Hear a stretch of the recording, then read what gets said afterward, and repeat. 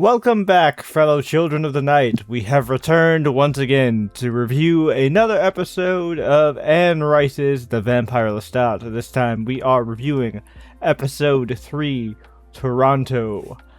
As per usual with these episode reviews, we will be recapping the event of the episode, giving our general thoughts and opinions on the various events and happenings of the episode, and initial reactions, and then just kind of like going over everything and saying how we felt about it. So we will be going into full spoilers, so this is your warning. If you have not seen the episode yet, do yourself a favor, watch the episode first, then come back here and tell us your thoughts in the comments down below. So, we have reached the Toronto stop on Lestat's illustrious tour. What did we guys think of the episode? Damn. It was a lot. This has some of the best music so far. I really enjoyed both of the songs that were featured in here. Biggest Fan and Loneliness, both were great. I love the contrast of this, like, they even said it in the post-show kind of like breakdown thing. This like Taylor Swift style love song pop ballad. And it's kind of framed like Eminem's Stan, where like Magnus is like this obsessed stalker who wanted him all to himself, and so he turned him into a vampire. When like the real ugly truth is Lestat was a victim of assault and kidnapping, and even after hundreds and hundreds of years, he's still kind of processing all that trauma. Yep. And the worst part is that when when Magnus killed himself, he literally left an imprint of himself in Lestat's mind, which I don't know if that's actually the case in the show, or if that's just like one of his like crazy hallucinogenic force ghosts that he like projects sometimes, like he did of Louis last time. If you remember, earlier this season, Daniel was talking about how he had moments with his maker. Oh yeah, he said, and I feel him. So yeah, and that is a new thing they introduced in the show, because like makers and fledglings are technically blocked off from each other in terms of like those kind of powers. But yeah, Daniel did talk about that, so that could be a thing. It would be weird to see if Magnus is still around, though, because he's usually dead by around this time. So, yeah. Interesting. But yeah. Very, very interesting. And I also like how, like in a morbid sense, but I like how we get the scene of Lestat's transformation juxtaposed with, like, the gripping description of Claudia's assaults from her perspective, at the hands of Bruce. And, man, I always love seeing, like, Louis/Jacob Anderson getting to go full killer ape shit. Like, just how casual he does it is just insane. You seen Killer? Are you Killer? No? Okay. Just keep moving. Keep moving. He frees all the human captives. And then it's like, what did you do with the food? Our meal? Yeah. I called them an Uber. Yeah. Which, nice. I'm glad they're okay. Well, we did see Baby Jinx, and last time we saw her, she did mention that I'll see you later, I'm getting married. And, Baby Jinx is a member of the Fang Gang in the books. So, her being with Bruce actually does make sense. Although she was already a vampire, like, in the books when she meets Lestat, but I don't think she was at the time. No.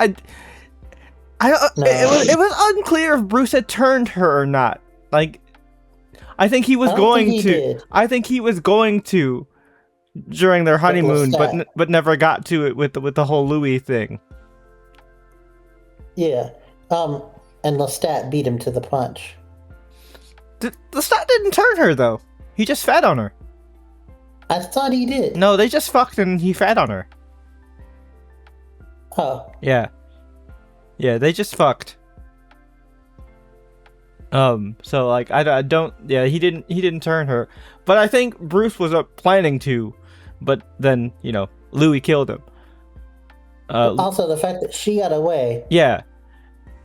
I wonder if that's gonna turn her into like a vampire hunter type of character, but more so like against Louis / Lestat. Which is another departure from the books. The show seems to be doing a lot of its own thing with this, which I honestly don't mind. Personally, because it still keeps like Lestat's character intact. Like, it's not the same character because he's coming from a much different perspective, but this perspective makes sense for the time it takes place in. Because like in the books, it takes place in the 80s, and the 80s is full of all kinds of like hopeful optimism about the future and all this other stuff. And so Lestat is much more bright-eyed and bushy-tailed and excited about life. This Lestat exists in 2025 or 2026. No, 2025. They said 2025 specifically. And so 2025, the world kind of sucks, and so this Lestat, is more pessimistic in attitude and sees the world as kind of just sucks in general. And it's even reflected in his music too. Like, that Loneliness song really speaks to it. And that song feels like the most true to like the core character of Lestat that we've heard so far. So yeah, I guess the next part, of course, is to talk about the flashback portion.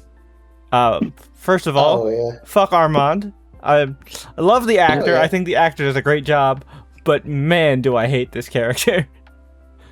And of course, we do also see him in modern time too. Once again, fuck Armand.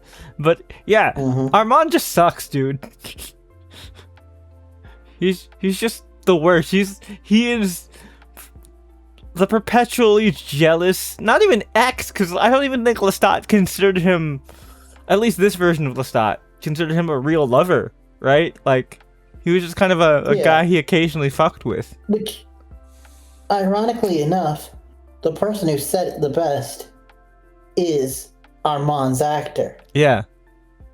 When he said that he's just perpetually the third wheel. Oh yeah, 100%. And it's so true. And I think that's the energy he feels, and he's just so bitter about it. And that's what makes him so annoying. He's just such a bitch. Like, if you're tired of the way you're being treated, do something about it. You're just I hate him. Yeah. And also, fuck Alex. Alex is about to get himself killed or get himself caught up in even deeper trouble because dumbass Armand is gonna get involved. So I don't know what's going on there. Looks like Gabrielle has left. Although, like, I doubt they're gonna cast someone as big as Jennifer E. Lee and like only have her in 2 episodes. So she's probably gonna come back at some point. But you could, you could tell that, like, hearing that song really affected her because she now like really kind of understands how Lestat feels. And I don't know if she's capable of feeling guilty about like kind of like leaving him in that state. Even before she was bit. Yeah, exactly. Because she was a very cold and detached individual, like, as a human. So, like, as a vampire, as we've seen, everything is heightened, including madness, which we saw in, Nikki. And, man, that was rough. Poor Lestat. You really do feel bad. Oh, yeah. Although, I will say that part of me wonders, is there a reason why we didn't see Nikki's death? No, he's dead for sure. No, my thing is not that he's not dead. Mm-hmm. It's, what if it was Lestat who killed him, but and he's lying about it. See, I'm inclined to think that might be the case, but also with how emotionally vulnerable he got there, I think that was the truth.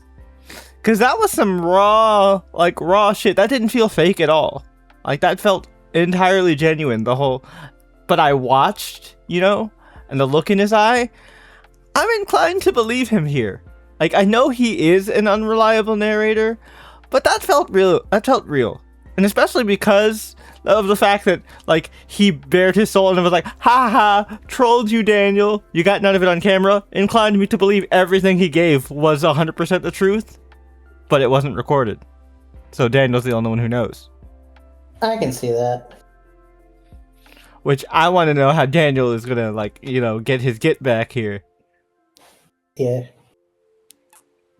It's even his actor said, his actor was warning, there is gonna be revenge. Yeah, he said. I love that he was in character too. He didn't even say he. He said, I don't respond well to bullying, and there will be retaliation.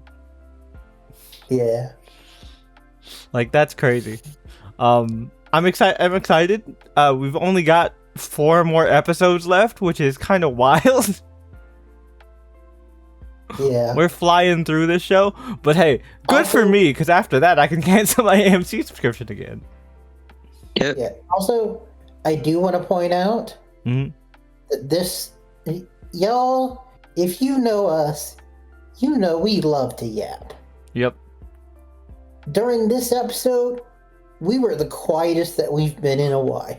I mean, that shit was intense. There wasn't really too much to yap about. I know. Mm-hmm. Super intense. Also, I do really love the nice little moment that Louis has with the waitress that looks like Claudia, who is played by Claudia's actress, which I thought was dope. You know what would have been really cool, though? Is if they got the first Claudia. Oh, yeah. Like, I really did like the second one. I think the second one did a great job, especially with the death scene. But it would have been a really cool nod to get the original Claudia, because the only reason they recast her was because scheduling reasons, if I remember correctly. Yeah. Yeah, but I do also like the fact that they show and don't tell, but they tell in the post. Oh, yeah. But you can just tell without him saying it that Louis talking to her is like, yeah, I did get revenge, but it doesn't bring her back. Yeah. Which, like, in the books, they do actually find a way to get Claudia's soul to heaven, and she is able to reincarnate. So I wonder if that's like a little nod. This might be a reach, but that could be a little nod to, like, Claudia being reincarnated. Who knows? Maybe. Also, there was a moment where Lestat thought about Claudia. Mm-hmm. This episode. I mean, she is his child. Like, he's not as attached to her as Louis is, because, Louis kind of viewed Claudia as his last kind of connections to mortality. And so he had a much deeper connection to Claudia. But, like, Lestat, despite what we saw with his family and stuff, you can tell Lestat did always want a family. And so, like, Claudia definitely means a lot to him, too. Yeah. So, there's that. But yeah, overall, once again, another great episode. Like, this show is different, for sure, than what we got for the first 2 seasons, but I've been enjoying it a lot. Yeah. So, that's pretty much it for us. Until next time, we will catch you guys later. Peace.